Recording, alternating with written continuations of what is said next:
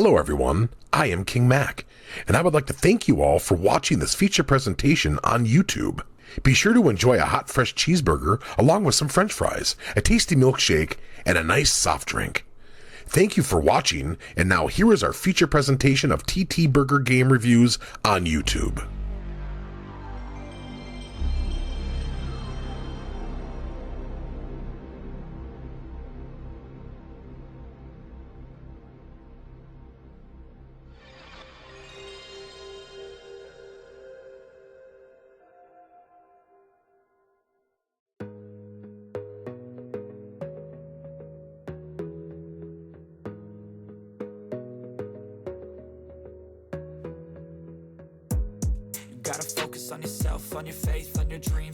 Hello my friends!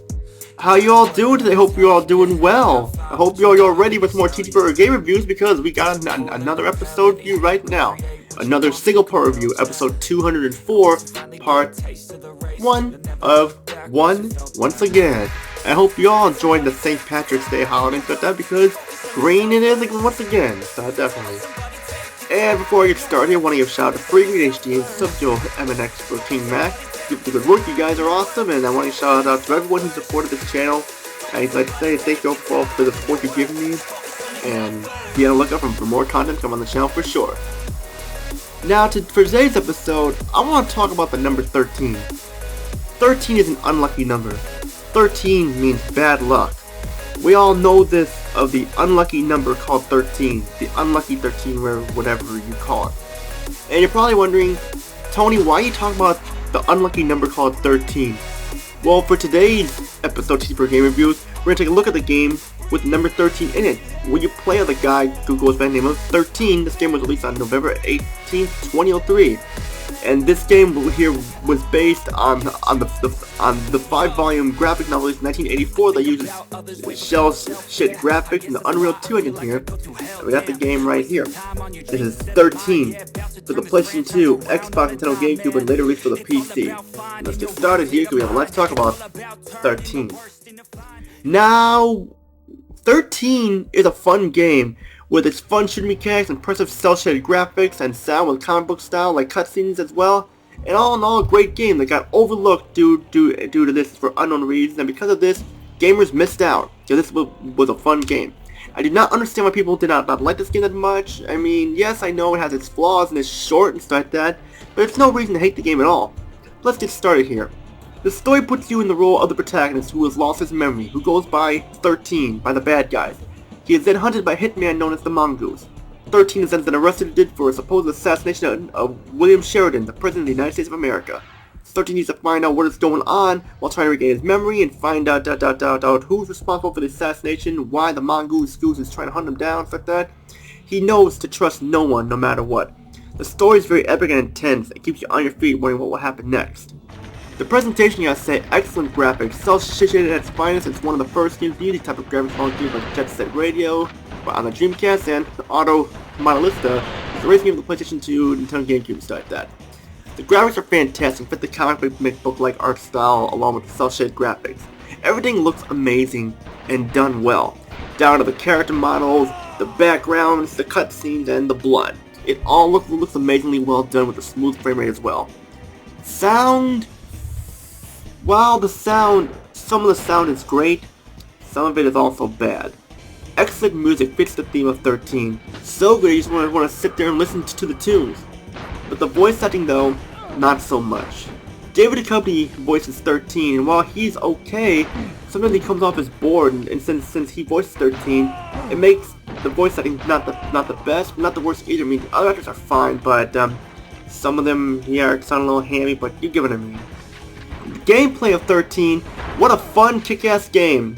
And sorry, no burgers here this time, but it's a fun kick-ass game, but not without its flaws. But we get to the flaws later. What we have here is a first-person shooter with some stealth elements and puzzle solving as well, where you shoot the bad guys, jump the platform, you pick locks to find keys to open doors. Sometimes you have to knock out enemies and then kill them, beat them, and you hook to reach high places and rappel down and try to find switches to activate them, or sometimes try to sneak past guards without getting detected while you shoot the alarm drops like that, and more and more and more.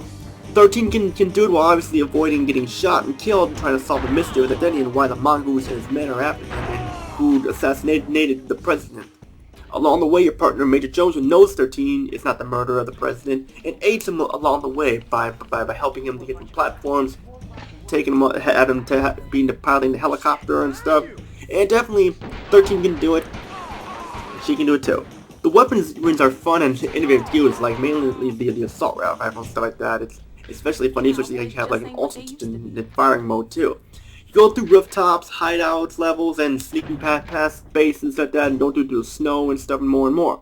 This has a challenge factor in it with no health power-ups and not that many checkpoints. And it's a fun time ahead between 13, but now the negatives.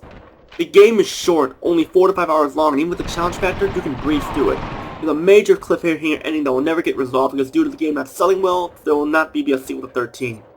Some of the weapons are weak, like the shotgun and the bowgun with the scope, and usually shotguns are very powerful, but for this one you have to be perfectly accurate with the way you use the shotgun or else it just isn't that well. The enemy AI is unbalanced. They're stupid to where a tree can knock them out, or they're so accurate to where they'll just take you down in a heartbeat and not give you a chance at all. There's no middle ground here. And of course I mentioned the voice setting, and of course the 2020 remake for the PS4 and Xbox One like that is abysmal. Avoid the remake, it is terrible. Well, just doesn't do anything. It's just shameful, disappointing remake. So just stick with the original 13 here. Final thoughts here. If you want a first-person shooter with cel-shaded graphics with David Duchovny and stuff like that, where you're trying to find out the name of your character or find out what happened to yourself and such, 13 is the way to go for sure. I give 13 an 8 out of 10 because of the problems I had with it, but still, again, that should not be overlooked at all. It's a shame that this game was overlooked because this game is awesome for sure. Which all I gotta say, if you like what you see here, subscribe, like the video, comment down below, join my Discord group, TTBurger Gamers United, my Facebook group, TTBurger Gamers Group, and then my Facebook page, you can like it, called TTBurger.